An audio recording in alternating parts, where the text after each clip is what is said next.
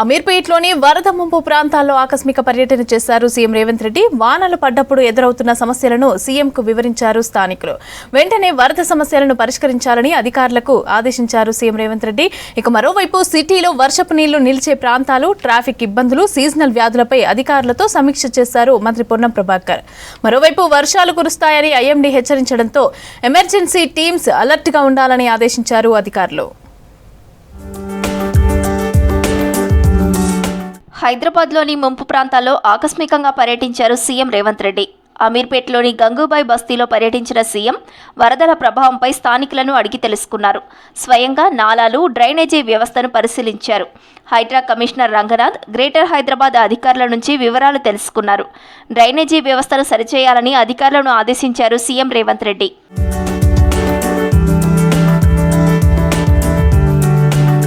GHMC head ఆఫీస్లో వర్షాలపై మంత్రి పొన్నం ప్రభాకర్ ఉన్నతాధికారులతో సమీక్ష చేశారు. వర్షం కురిసిన ప్రతిసారి వాటర్ లాగింగ్, ట్రాఫిక్ ఇబ్బందులపై అధికారులతో చర్చించారు మంత్రి పొన్నం. అన్ని శాఖలు సమన్వయం చేసుకోవాలని అధికారులను ఆదేశించారు. వాటర్ లాగింగ్ పాయింట్ల దగ్గర అప్రమత్తంగా ఉండాలని, ట్రాఫిక్ ఇబ్బందులపై ప్రత్యేక దృష్టి పెట్టాలని సూచించారు. సీజనల్ వ్యాధుల నివారణ చర్యలు తీసుకోవాలని కూడా అధికారులను ఆదేశించారు మంత్రి పొన్నం ప్రభాకర్. ఈ రివ్యూలో mayor Gadwal Vijayalakshmi, GHMC commissioner Karnan, traffic additional CP Joel Davis తో పాటు జోనల్ కమిషనర్లు హాజరయ్యారు. 5-6 ముఖ్యంగా ఇప్పుడు మైత్రివనమో లేకపోతే ఇంకా మసప్ ట్యాంక్ దగ్గరనో ఎన్ఎండిసి దగ్గర ఇటువంటి కొన్ని వాటిని పరిష్కరించాల్సిన అవసరం. వాటి వలన ఒక్కసారి వాటర్ జామ్ కావడం వల్ల ఆ ట్రాఫిక్ జామ్ అయ్యి దాని ఇంపాక్ట్ సిటీ అంత మీద పడుతున్నటువంటి పరిస్థితి చూస్తాం. వాటిని కూడా త్వరగా పూర్తి చేయడానికి ప్రణాళిక తీసుకొని పోతాం. సో ఈ సందర్భంలో ప్రజల సహకారం కూడా కావాలి. ప్రభుత్వం తరఫున ఎన్ని రకాల చర్యలు తీసుకున్నా ప్రభుత్వము తప్పకుండా ప్రజలకు సంబంధించినటువంటి కష్టాల లోపల భాగస్వామ్యం తీసుకునే ప్రయత్నం జరిగినా ప్రజలు కొన్ని అంశాల్లో సహకరించాల్సిన అవసరం ఉంది.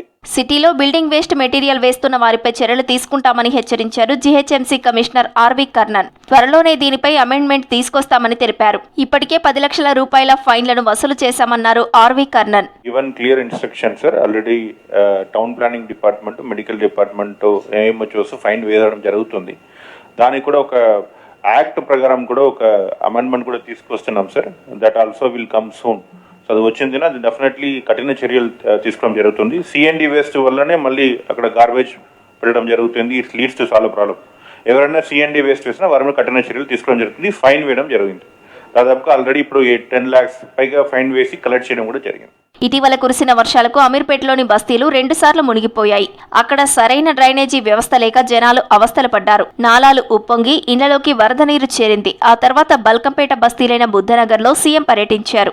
వరదలతో ఎదుర్కొంటున్న ఇబ్బందులను సీఎంకు వివరించారు స్థానికులు. సీఎం రేవంత్ రెడ్డి స్వయంగా పర్యటించి సమస్యలు తెలుసుకోవడంతో హర్షం వ్యక్తం చేశారు స్థానికులు.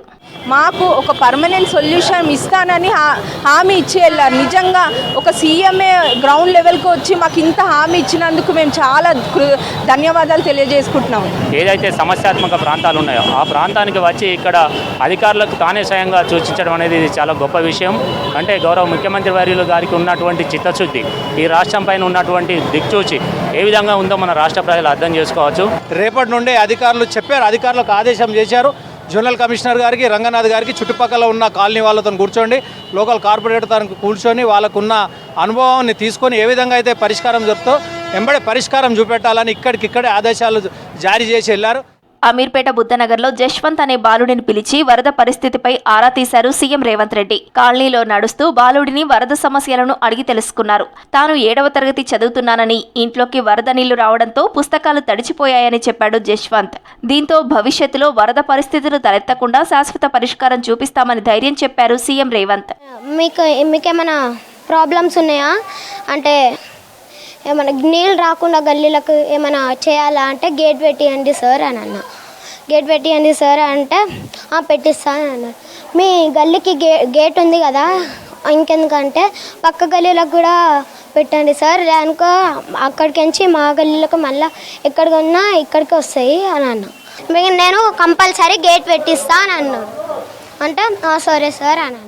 గ్రేటర్ హైదరాబాద్లో 4 రోజులుగా కురుస్తున్న భారీ వర్షాలకు జంట జలాశయాలు నిండుకుండలా మారాయన్నారు జలమండలి డీజీఎం గోవింద్. రిజర్వాయర్లకు ఎగువనున్న వికారాబాద్, రంగారెడ్డి జిల్లాల్లోని వాగుల నుంచి భారీ వరద వస్తోందన్నారు. ప్రస్తుతం ఒక గేటు ఎత్తి మూసీలోకి నీటిని వదులుతున్నామని తెలిపారు. మరో వారం రోజులు వర్షాలన్న ఐఎండీ హెచ్చరికలతో అప్రమత్తంగా ఉన్నామని తెలిపారు. హిమాయత్ సాగర్ రిజర్వాయర్ నీటి మట్టాన్ని గంటకోసారి పరిశీలిస్తున్నామని జలమండలి డీజీఎం గోవింద్ అన్నారు. వాటర్ ఫ్లో ఇన్ఫ్లో బాగా తగ్గిందండి. మన గత 2 రోజుల నుంచి వర్షం లేకపోవడం వల్ల మనకు మొన్న ఈ వర్షాకాలం మనకు లాస్ట్ 2000 దాకా ఇన్ఫ్లో పెరిగింది. తర్వాత తగ్గుతూ ఇప్పుడు ప్రస్తుతం 200 క్యూసెక్ల వాటర్ మనకు మన రిజర్వాయర్లకు చేరుకుంటుంది. పూర్తి స్థాయి నీటి మట్టం 1763.5, ప్రస్తుతం 1762.25 మెయింటైన్ చేస్తున్నాం.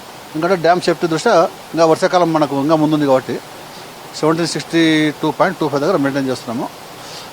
ఇంకా పై అధికారుల ఆదేశాల మేరకు, వాళ్ళు చెప్పిన ఆదేశాల మేరకు మేము నడుచుకుంటాం.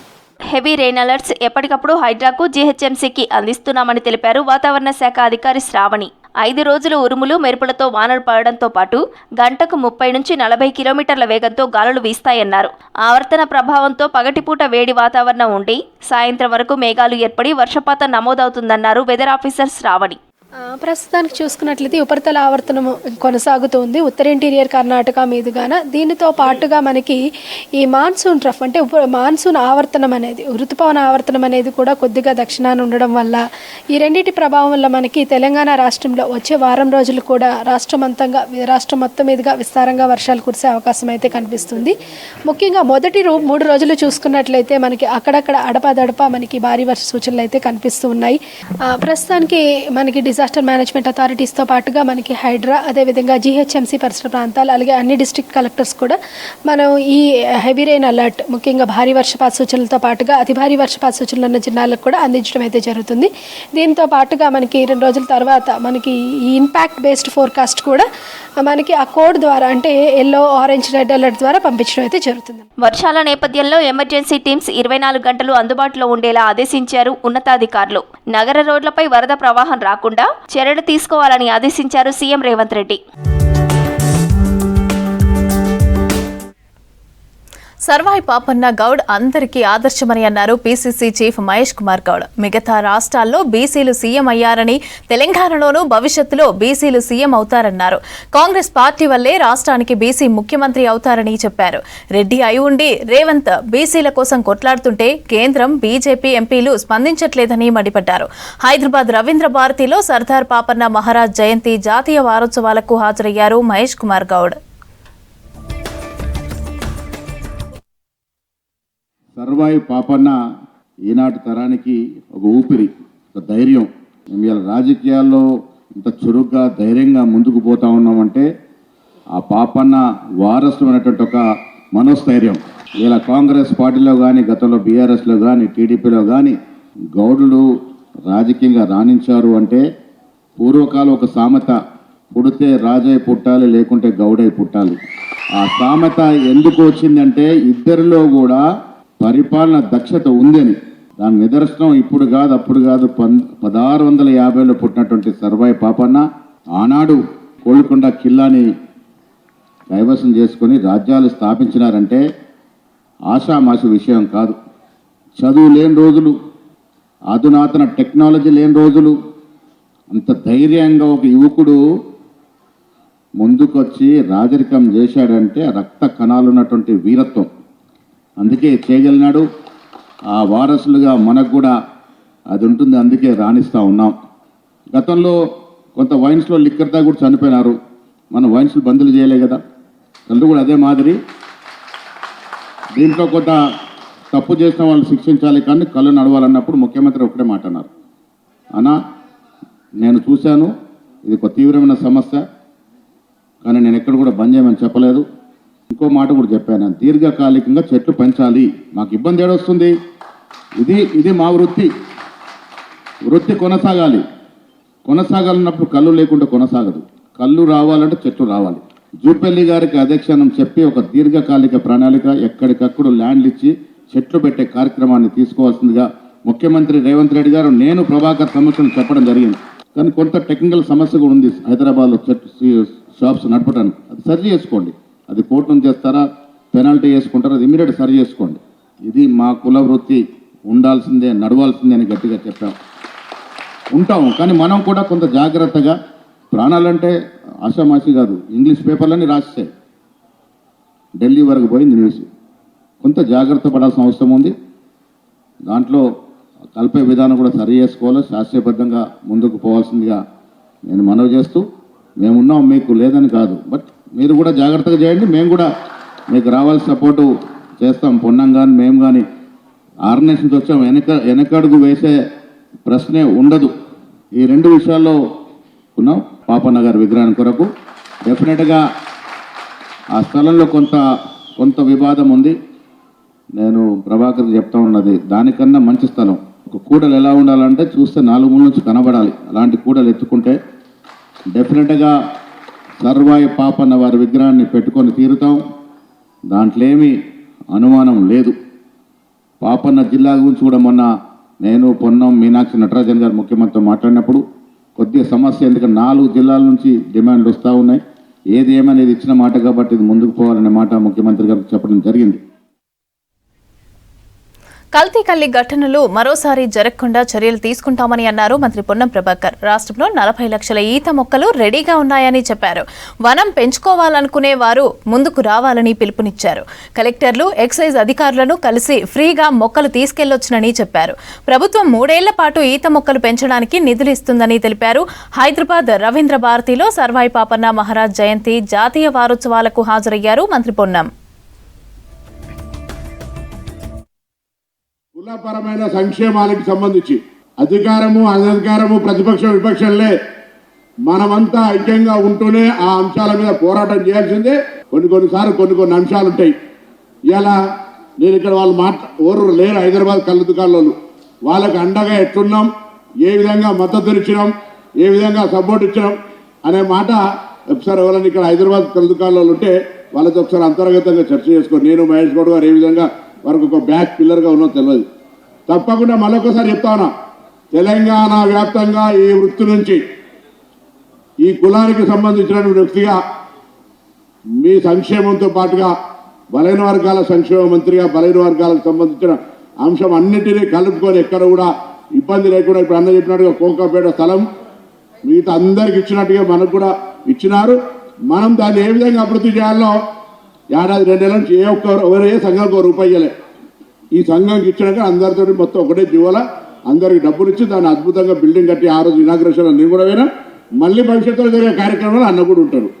చదువుకునే విద్యార్థులకు సంబంధించిన సమస్యల మీద, ఉపాధి అవకాశాలకు సంబంధించిన అంశం మీద, వృత్తిపరంగా మారుతున్న కాలానికి అనుగుణంగా ఈరోజు అన్న 1 మొక్కల్ని దాదాపు 5 సంవత్సరాలు ఎదురు చేసిన ఇవాళ కూడా 40 లక్షల ఈత మొక్కల్ని వనాల్లో పెంచి రెడీ ఉన్నాయి. అనేక సందర్భాల జిల్లా కలెక్టర్తో, ఎక్సైజ్ అధికారులతో రివ్యూ చేసినాం. నేను అడుగుతున్నా, ఎంతమంది సంఘాలుగా ఆ ప్లాంటేషన్ చేయాలి ప్రభుత్వ స్థలాలని ఎంతమంది ఉత్సాహం చూపెడితే మాకు చెట్లు వస్తలేవు, మాకు మొక్కలు వస్తలేవు అని ఎవరైనా అడిగినటువంటి పరిస్థితి ఉందా?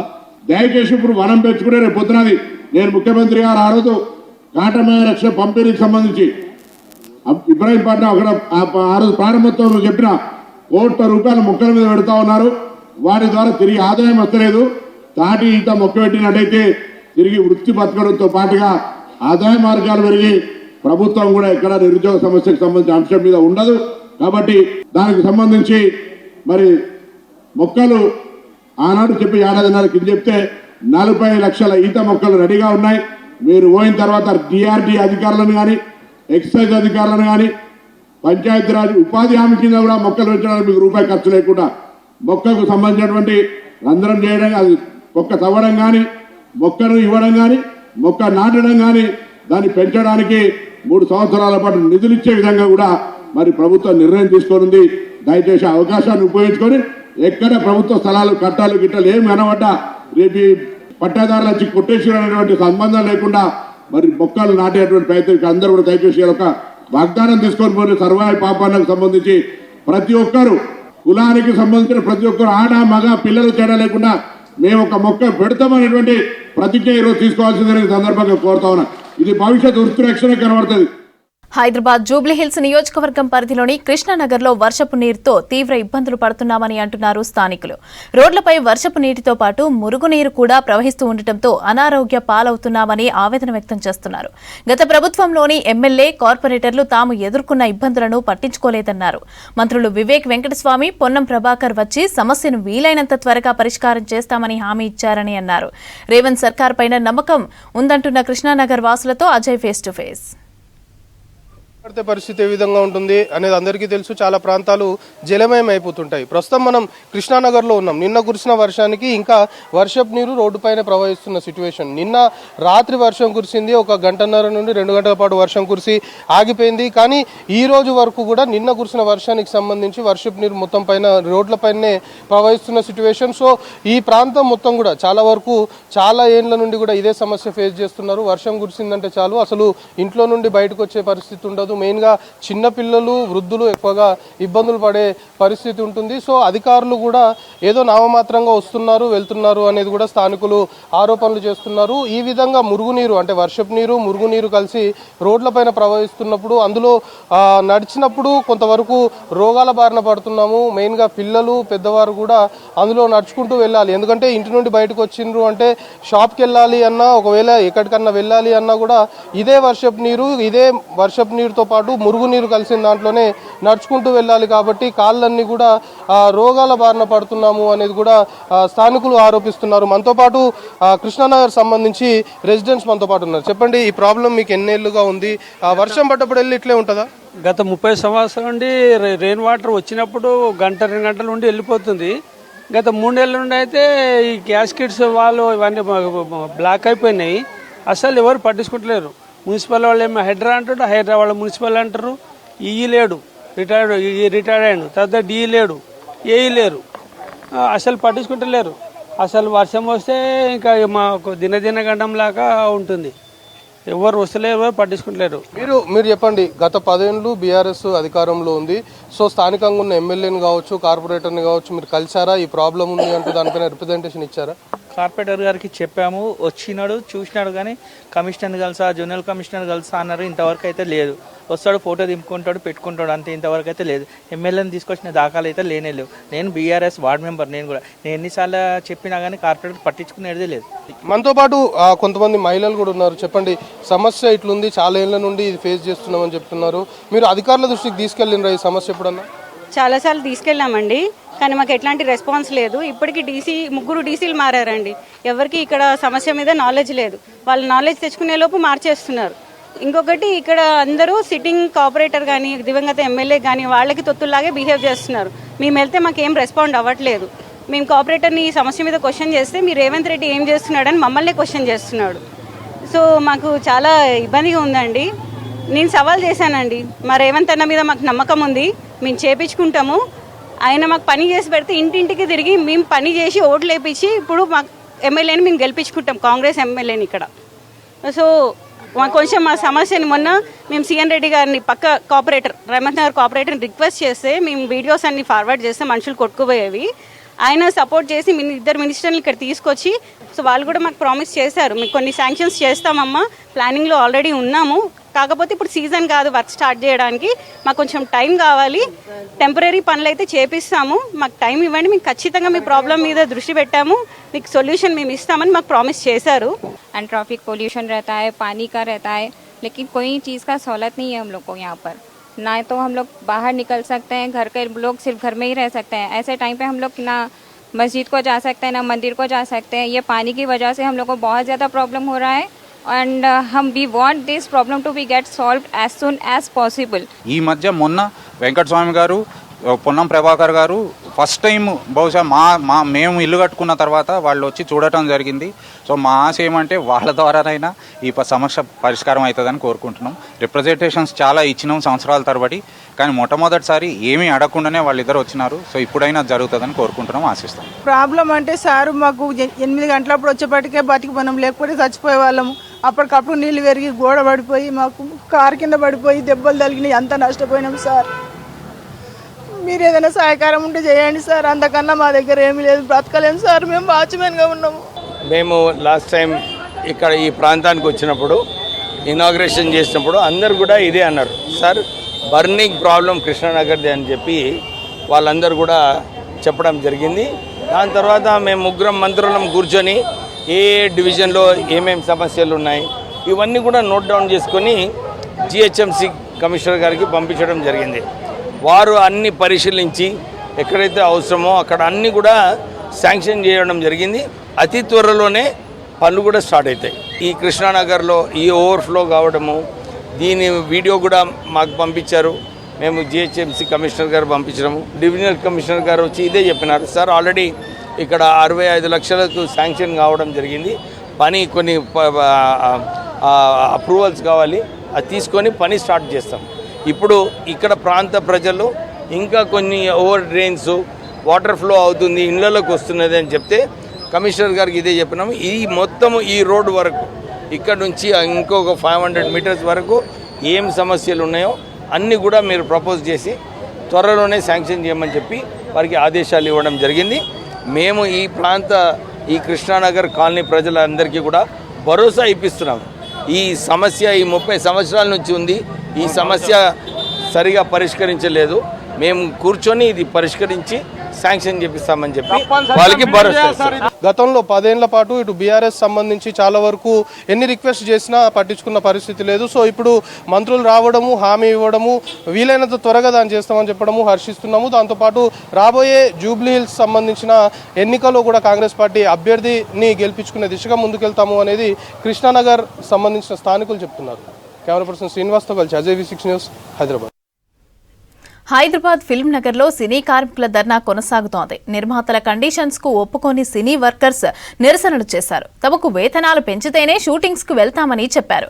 తమ న్యాయమైన డిమాండ్లను నెరవేర్చాలని కోరారు. అయితే కొందరు నిర్మాతలు తమ మధ్య విభేదాలు సృష్టించడానికి ప్రయత్నిస్తున్నారని తెలిపారు కార్మికులు.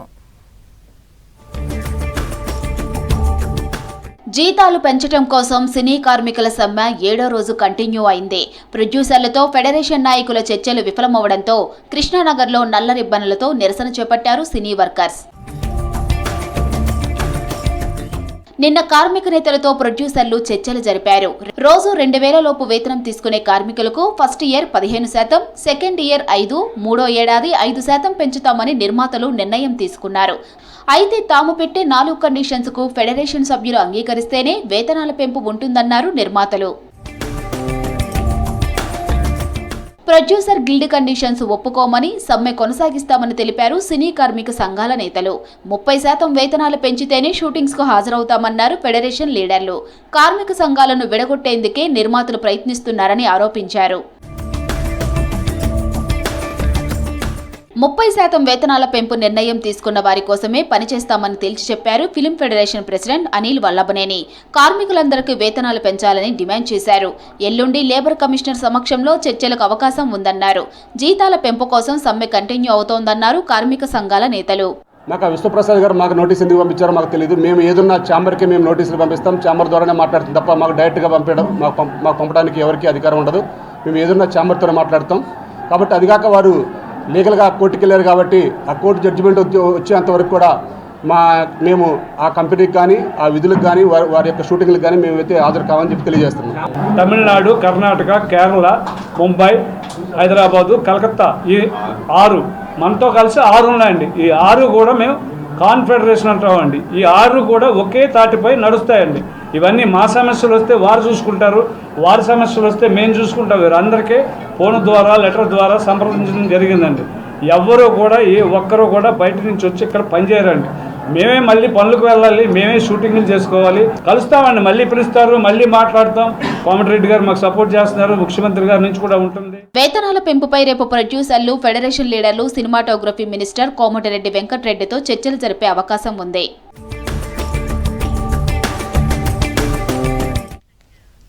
విద్యార్థులకు ఇంజనీరింగ్ అవకాశాలను పెంపొందించడానికి క్వాలిటీ థాట్ ఇన్ఫో సిస్టమ్తో అవగాహన ఒప్పందం చేసుకుంది అరోరా యూనివర్సిటీ. ఇంజనీరింగ్ విద్య, ఏఐ అవగాహనలో ఆవిష్కరణలను పెంపొందించడానికి వ్యూహాత్మక భాగస్వామ్యం కెరీర్ గైడెన్స్ స్కాలర్షిప్ పరీక్షతో ప్రారంభమైందన్నారు నిర్వాహకులు. హైదరాబాద్లోని ఉప్పల్లోని పర్వతపూర్లోని అరోరా యూనివర్సిటీలో క్వాలిటీ థర్డ్ వ్యవస్థాపకుడు Venkataramana Bhupathi, Aurora university vice chancellor Srilatha, registrar Chandrashekar ఈ ఎంఓయూలో పాల్గొన్నారు.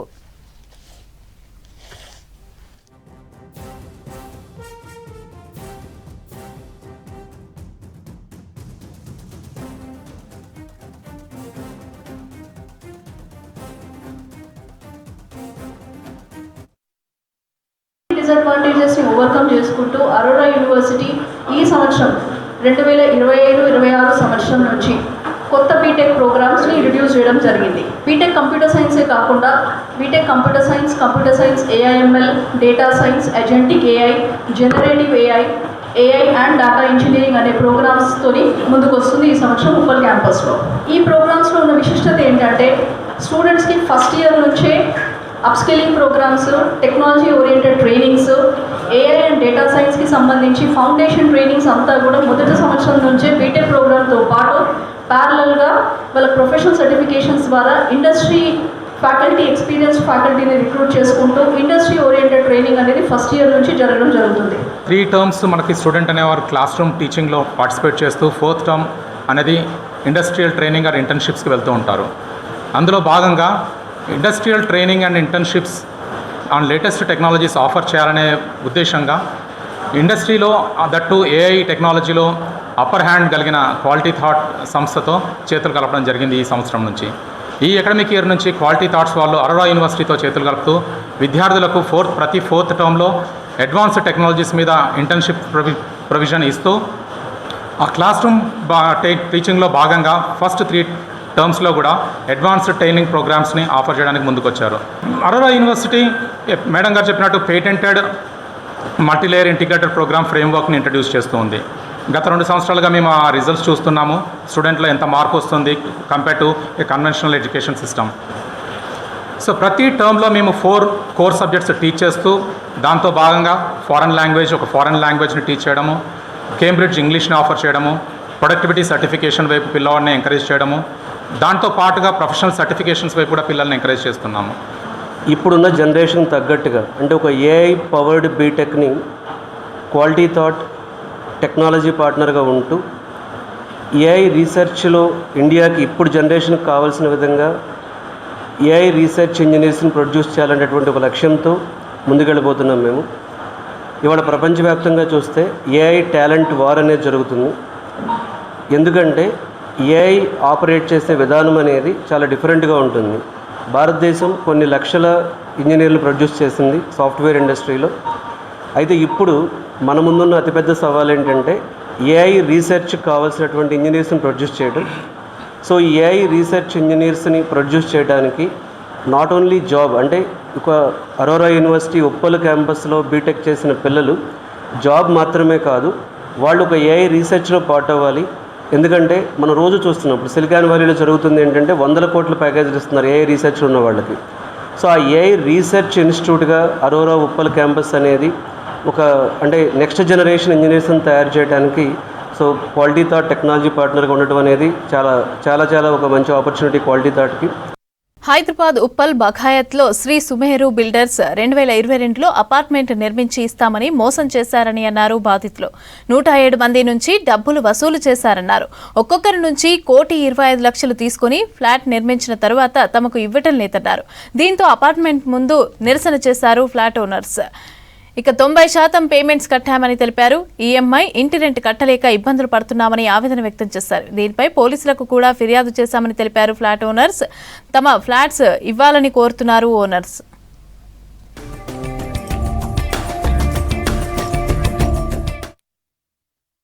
ఫ్లాట్లు కొని ఆల్మోస్ట్ మేము 2023లో అమౌంట్లు కట్టాము, బ్యాంక్ లోన్లు తీసుకున్నాము, అందరం యూజ్ చేసాము. కానీ మాకు వాళ్ళ పార్ట్నర్ల డిస్ప్యూట్ మూలంగా రిజిస్ట్రేషన్ ఫస్ట్ ఏమో మాకు రిజిస్ట్రేషన్స్ చేసిస్తామన్నారు, ఇప్పుడేమో ఏమీ చెప్పట్లేదు. మాకందరికీ చాలా మంది దాదాపు 107 కుటుంబాలు ఈ ప్రాజెక్ట్లో ఇన్వెస్ట్ చేసినారు. కానీ అందరికీ అన్యాయం జరుగుతుంది, చాలామంది ఇబ్బంది పడుతున్నారు. ఈ ప్రాజెక్ట్ డిసెంబర్ 2022లో స్టార్ట్ అయింది.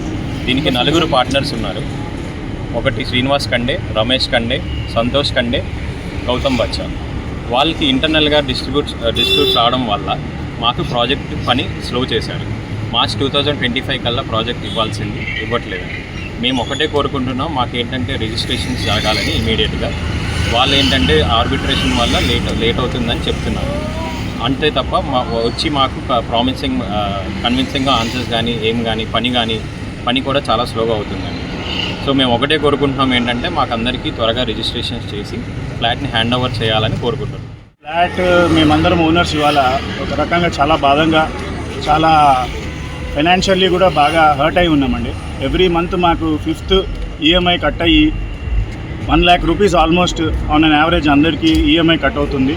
బ్యాంక్ తరఫు నుంచి కూడా మాకు చాలా ప్రెషర్ ఉంది. At the same time almost మేము నేను నా పర్సనల్గా ఆల్మోస్ట్ 13 months అయింది. December 2024 అన్నారు, ఏఎస్ ప్రకారం March 2025 ఉంది. But today August 10th they have not ఆర్బిట్రేషన్లో ఉంది, ఆగండి అనే ఒక స్వీట్గా మాట్లాడి మమ్మల్ని ప్రతిసారి అంటే ఏ మీటింగ్లో ఉన్నా కూడా స్వీట్గా మాట్లాడి మమ్మల్ని పంపించేస్తున్నారు అనమాట. 1.2 crores యావరేజ్ అండి, 1,25 లక్షల వరకు తీసుకున్నారు. 95% పేమెంట్స్ అయిపోయాయండి. They have taken 95% payments from అస్.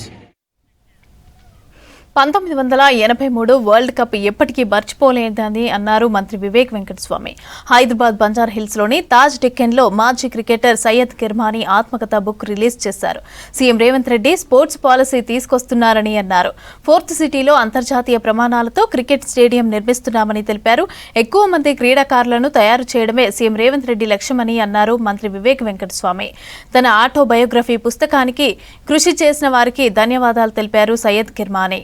ఈ కార్యక్రమంలో మంత్రి వివేక్ వెంకటస్వామి, ఎమ్మెల్యే గడ్డం వినోద్, మాజీ క్రికెటర్ అజరుద్దీన్, క్రికెటర్ సిరాజ్ తో పాటుగా క్రీడాభిమానులు పాల్గొన్నారు.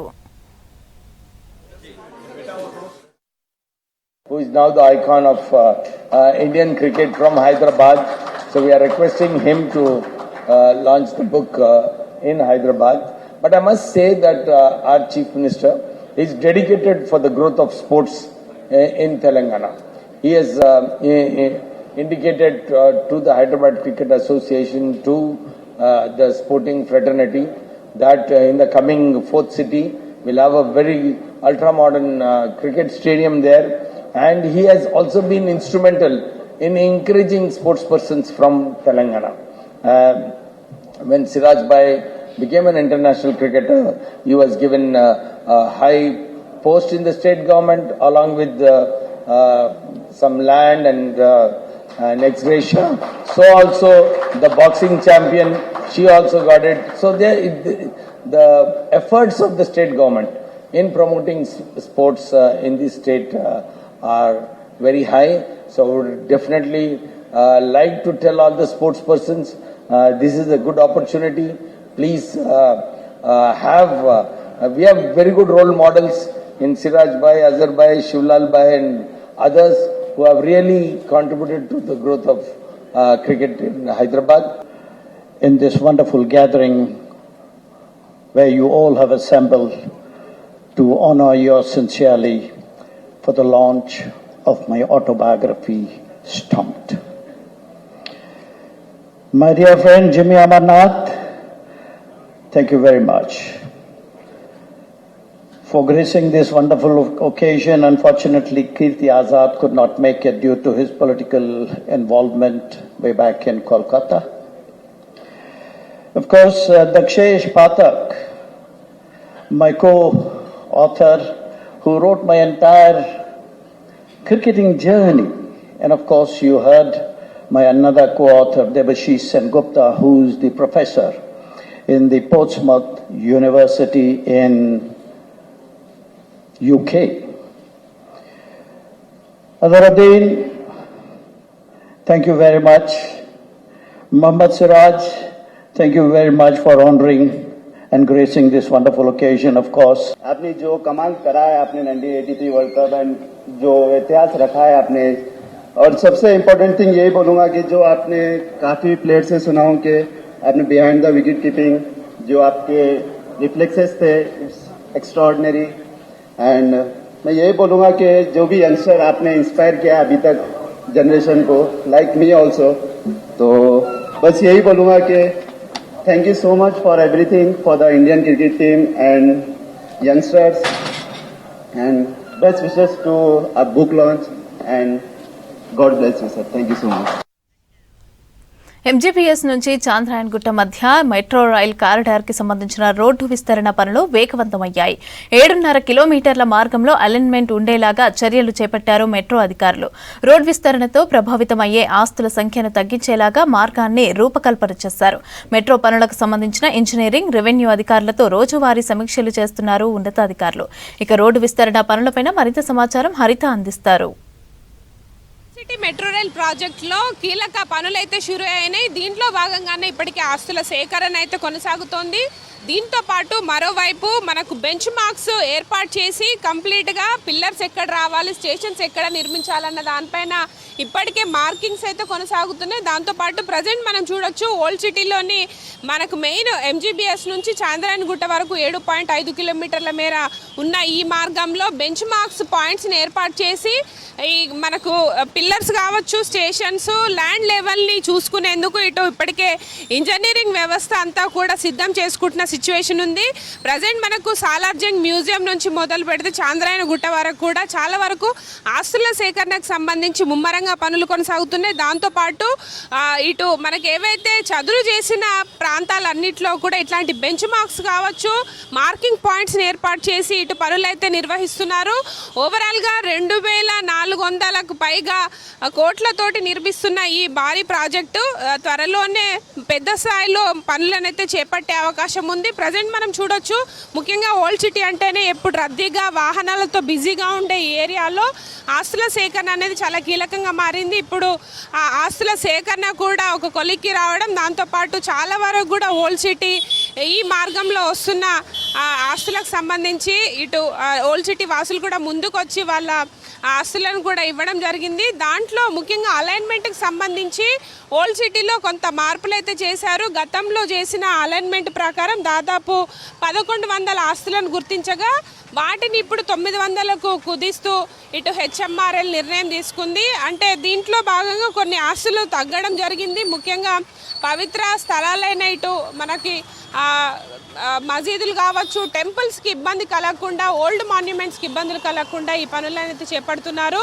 ప్రజెంట్ ఓల్డ్ సిటీలోని చాలా మార్గాల్లో ఈ ఆస్తుల సేకరణ అనేది చాలా కీలకంగా ఉంది. దాంతోపాటు త్వరలోనే ఈ మార్కింగ్ కంప్లీట్ చేసి పిల్లర్లకు సంబంధించిన పనులను ప్రారంభించే అవకాశం ఉంది. పాత బస్తీ మెట్రో మార్గంలో దాదాపు 5 మెట్రో స్టేషన్స్ గుర్తించారు. ఈ మెట్రో స్టేషన్స్తో పాటు పిల్లర్స్కి సంబంధించిన మార్కింగ్ అయితే కంప్లీట్ అయింది. ప్రజెంట్ మనం చూడొచ్చు, మార్కింగ్ సంబంధించి ప్రధానంగా ఈ 5 స్టేషన్స్తో పాటు చాలా చోట్ల పిల్లర్స్ వచ్చే ఏరియాలో ఇలా మనకు మార్కింగ్స్ అయితే చేయడం జరిగింది. ముఖ్యంగా ఓల్డ్ సిటీలో చాలా ఇరుకైన రోడ్లు ఉంటాయి. ఆస్తుల సేకరణ కూడా కొంత కీలకంగా మారింది. ప్రజెంట్ మనం చూస్తున్న ఈ పిల్లర్స్కి సంబంధించి ఇప్పటికే ఇటు వాటర్ బోర్డు కావచ్చు, ఇటు జిహెచ్ఎంసీ అధికారులతో కలిసి ఇటు మెట్రో సంబంధించిన అధికారులు అయితే మార్కింగ్ పూర్తి చేయడం జరిగింది. ప్రజెంట్ మనం చూస్తున్న పిల్లర్స్ అన్నీ కూడా దాదాపు 25 మీటర్ల డిస్టెన్స్ తోటి ఏర్పాటు చేశారు.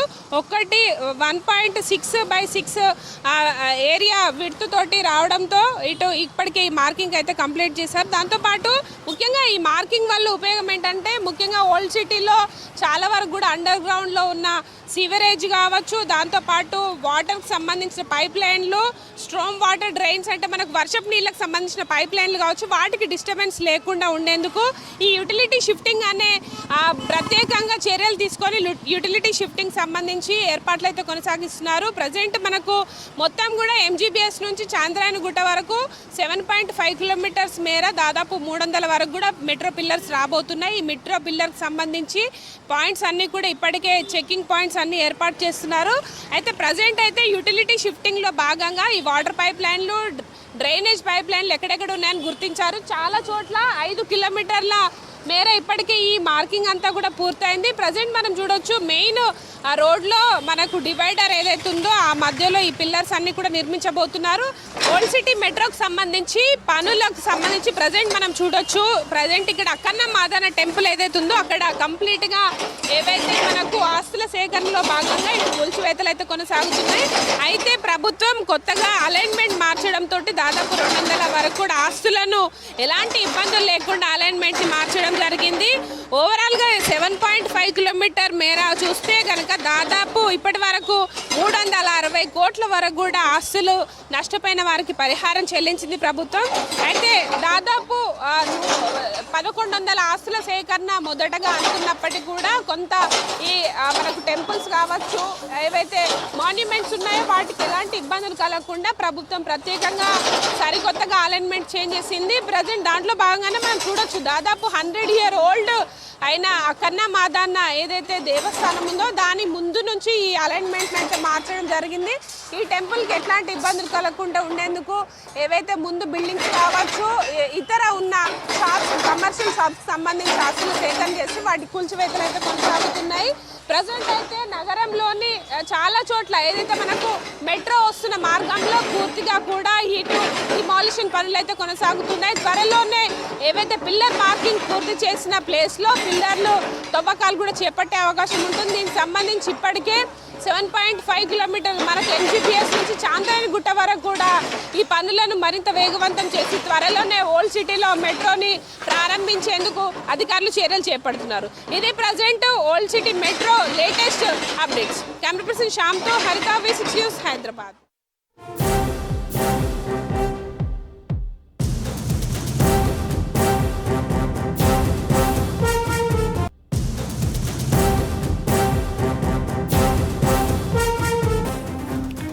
రెడీగా బ్రేకింగ్ న్యూస్ చూస్తున్నాం. హైదరాబాద్లోని పలు ప్రాంతాల్లో మళ్లీ వర్షం మొదలైంది. సికింద్రాబాద్, కుత్బుల్లాపూర్, కుకట్పల్లి, బాలానగర్ పరిసర ప్రాంతాల్లో వర్షం పడుతోంది. అటు దుండిగల్, గండి మైసమ్మ, మల్లంపేట, బహదూర్పల్లి, సూరారం, కోంపల్లి, సుచిత్ర, జీడిమెట్ల, షాపూర్ నగర్, గాజుల రామారం వంటి ప్రాంతాల్లో భారీగా వర్షం కురుస్తోంది. పలు ప్రాంతాల్లో రోడ్లపై వరద నిలుస్తోంది.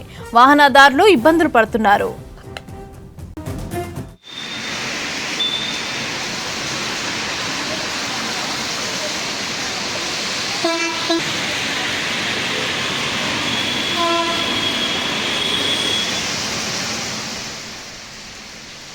ఇప్పటి నుంచి అర్ధరాత్రి 1 గంట వరకు గ్రేటర్ హైదరాబాద్కు వర్ష సూచన చేసింది వాతావరణ శాఖ. మేడ్చల్, మల్కాజ్గిరి, రంగారెడ్డి, సంగారెడ్డి, వికారాబాద్ జిల్లాల్లో 2-3 గంటల్లో మోస్తారు వర్షం కురిసే అవకాశం ఉందని తెలిపింది. గంటకు 41 నుంచి 61 కిలోమీటర్ల వేగంతో ఈదురుగాలులు వీస్తాయని తెలిపింది. పలు ప్రాంతాల్లో ఉరుములు, మెరుపులతో వర్షాలు పడే అవకాశం ఉందన్నారు వెదర్ ఆఫీసర్లు.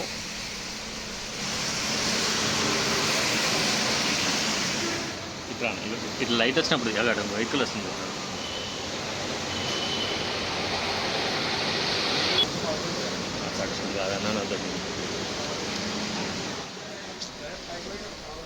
ఇక హైదరాబాద్లోని పలు ప్రాంతాల్లో మళ్లీ వర్షం మొదలైంది. సికింద్రాబాద్, కుత్బుల్లాపూర్, కుకట్పల్లి, బాలానగర్ పరిసర ప్రాంతాల్లో వర్షం పడుతోంది. అటు దుండిగల్, గండిమైసమ్మ, మల్లంపేట, బహదూర్పల్లి, సూరారం, కోంపల్లి, సుచిత్ర, జీడిమెట్ల, షాపూర్ నగర్, గాజుల రామారం వంటి ప్రాంతాల్లో భారీగా వర్షం కురుస్తోంది. పలు ప్రాంతాల్లో రోడ్లపై వరద నీరు నిలుస్తోంది. వాహనదారులు ఇబ్బందులు పడుతున్నారు.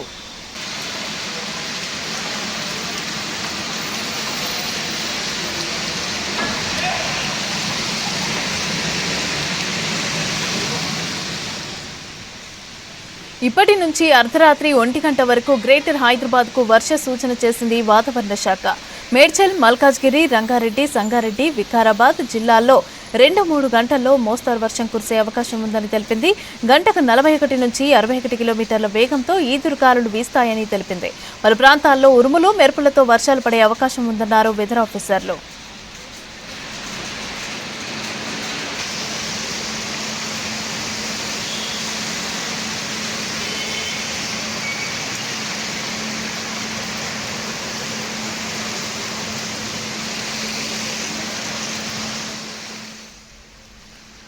హైదరాబాద్లోని పలు ప్రాంతాల్లో మళ్లీ వర్షం మొదలైంది. సికింద్రాబాద్, కుత్బుల్లాపూర్, కుకట్పల్లి, బాలానగర్ పరిసర ప్రాంతాల్లో వర్షం పడుతోంది. అటు దుండిగల్, గండి మైసమ్మ, మల్లంపేట, బహదూర్పల్లి, సూరారం, కోంపల్లి, సుచిత్ర, జీడిమెట్ల, షాపూర్ నగర్, గాజుల రామారం వంటి ప్రాంతాల్లో భారీగా వర్షం కురుస్తోంది. పలు ప్రాంతాల్లో రోడ్లపై వరద నీరు నిలుస్తోంది. వాహనదారులు ఇబ్బందులు పడుతున్నారు.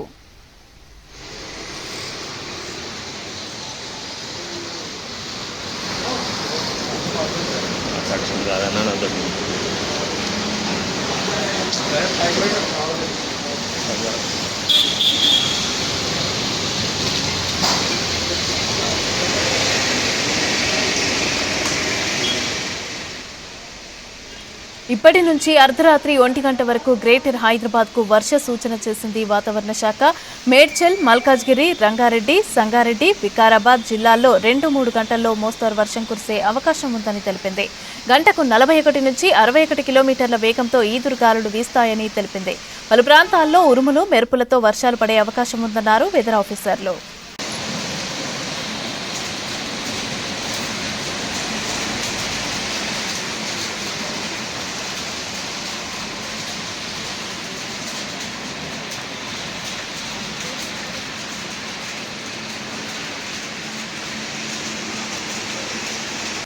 ఆర్ఎస్ఎస్ లో తన గురు స్థాయిలో ఉన్న వారిని సత్కరించారు మాజీ గవర్నర్ బండారు దత్తాత్రేయ. రామ్నగర్లోని తన నివాసంలో మనోహర్ షిండే, సురేందర్ రెడ్డి, బాగయ్య, రామచంద్రయ్యలను శాలువాలు కప్పి సత్కరించారు. అనంతరం వారికి నమస్కరించి ఆశీర్వాదం తీసుకున్నారు బండారు దత్తాత్రేయ. 1984లో ఆర్ఎస్ఎస్ లో చేర్పించి శిక్షణ ఇచ్చి దేశభక్తి స్ఫూర్తి నింపారని గుర్తు చేసుకున్నారు. తన గురువులతో ఆత్మీయ సమ్మేళనం మంచి అనుభూతి కలిగించిందన్నారు. 60 ఏళ్ల సామాజిక సేవా అనుబంధాన్ని, అనేక విషయాలను, సంఘటనలకు గుర్తు చేసుకున్నామని తెలిపారు దత్తాత్రేయ. ఈ కార్యక్రమంలో బీజేపీ, ఆర్ఎస్ఎస్, ఏబీవీపీ నాయకులు పాల్గొన్నారు.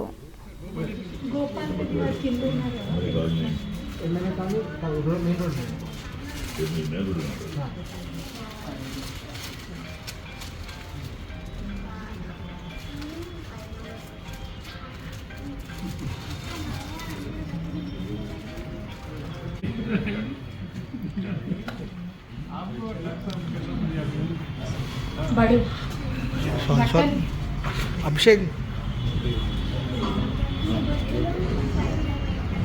पुस्तक है ना.